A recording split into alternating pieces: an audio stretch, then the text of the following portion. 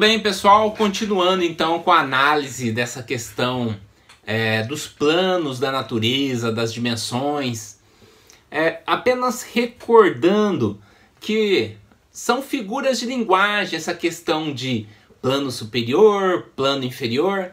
Na realidade, todos os planos estão aqui e agora, todos os planos espirituais, sutis. O que acontece é que, como estamos utilizando de um veículo físico, né, nós estamos subordinados a determinadas frequências.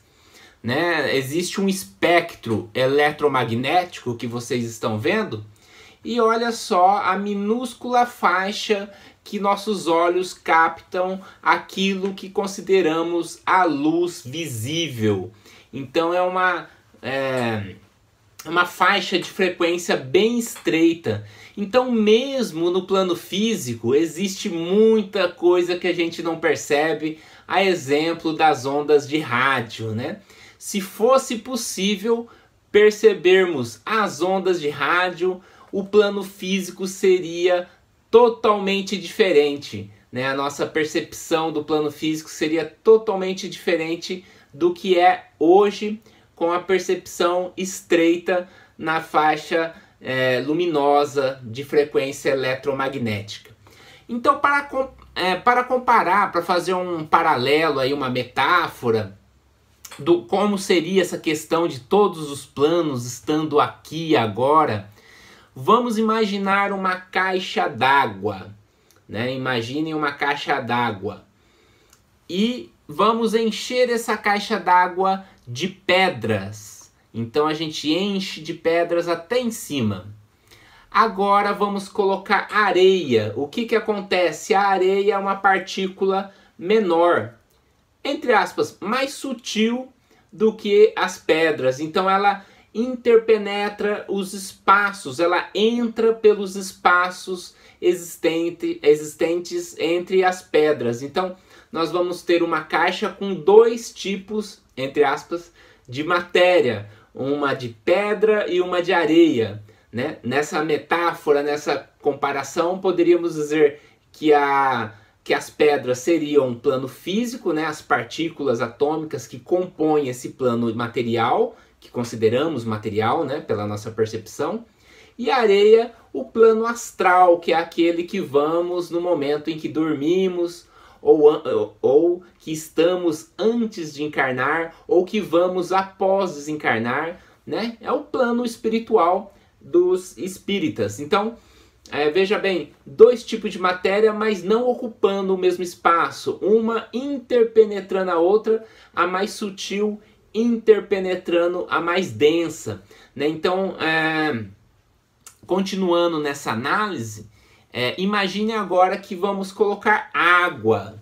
O que acontece? A água também é muito mais sutil, né, do que a areia, então ela vai entrar ali, né, dentro dessa caixa.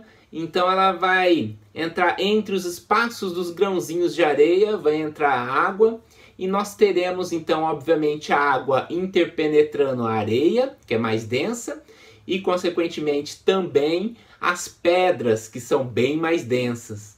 Então nós temos aí três tipos, novamente entre aspas, de matéria, simbolizando três tipos de planos. Poderíamos dizer que as pedras são o plano físico, a areia o plano astral e a água o plano mental, que seria um plano muito mais sutil do que o astral, que interpenetra então as partículas, os átomos astrais, né?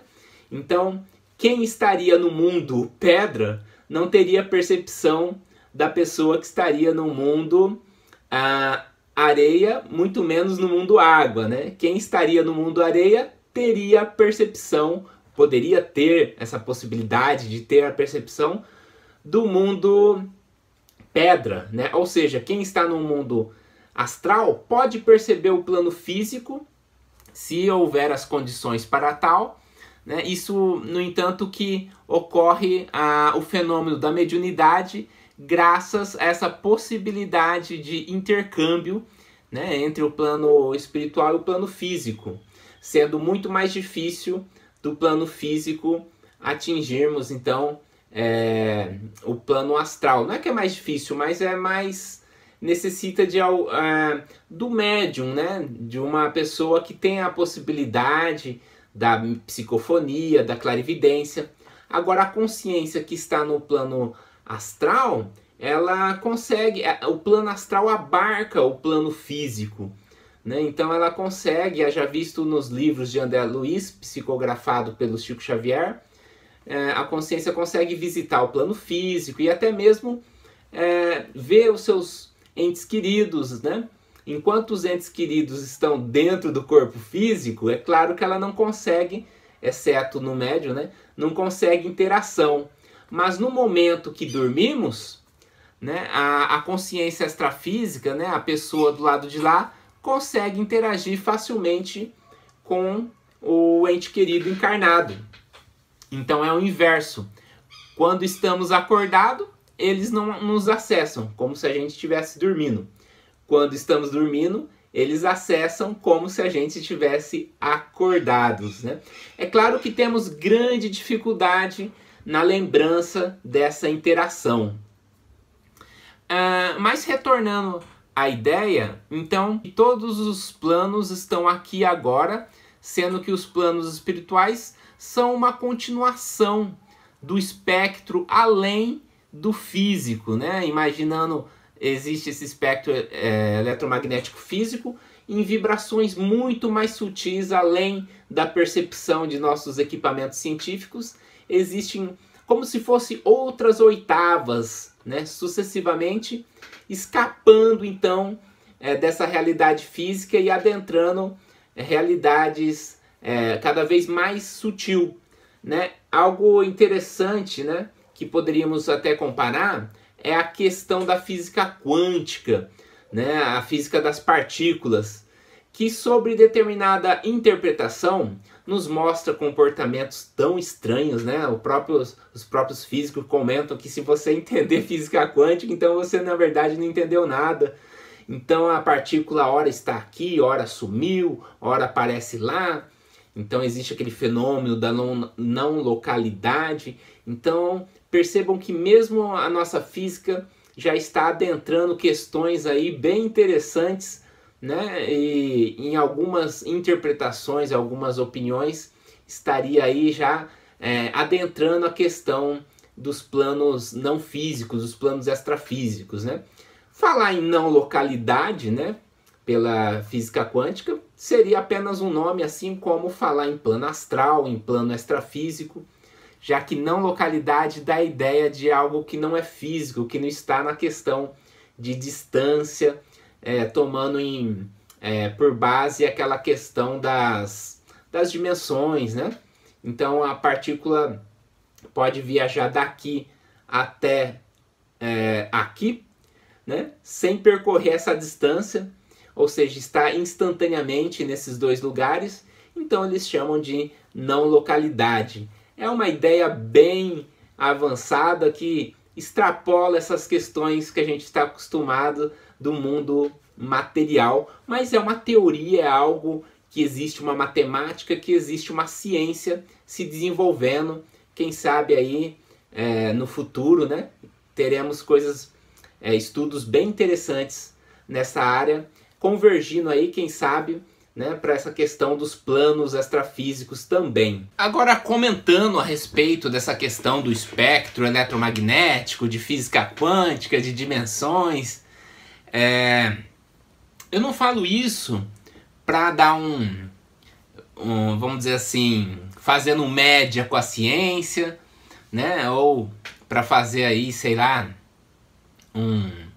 para querer mostrar que esse conhecimento tem, sei lá, um embasamento científico, que é algo... Eu faço essas comparações e aprendi isso na teosofia, né? Principalmente pelo fato que não devemos aceitar ideias que não estejam embasadas, né, vinculadas, relacionadas com a razão e o bom senso. Como livre pensadores, nós temos que buscar os nossos estudos, as nossas ideias em várias áreas, né, utilizar do raciocínio, da associação de ideias, de metáforas, de intuições, né? Por que não intuições? Experiência própria. Quando eu falo de experiência própria, eu estou falando da experiência fora do corpo, da viagem astral, onde podemos vivenciar também essas questões de dimensões extrafísicas, de plano espiritual. Podemos embasar também na experiência mediúnica, seja através da doutrina espírita ou por experiência pessoal, de modo que, utilizando da razão e do bom senso, estaremos sempre bem acompanhados nos nossos estudos, nas nossas ideias, nas nossas teorias, né? Que mesmo sendo assim uma teoria que não seja algo comprovado pela ciência, é algo que dentro da ciência esotérica, do hermetismo, já é falado já há muito tempo, né? Filósofos já falavam de átomos há muito tempo atrás, quando não existia um microscópio, não existia método científico, não existia nada. Imagina vocês, apenas pela razão, né, pelo bom senso, pela análise crítica, chegaram em uma teoria que milênios depois veio a ser comprovada muito recentemente. Então é isso que fala-se muito nas escolas esotéricas, a exemplo da teosofia, existe, por exemplo, também a Rosa Cruz, que essa possibilidade da análise chegarmos, e do raciocínio, da razão, chegarmos a estudos bem interessantes dessas questões espiritualistas que a gente tanto gosta.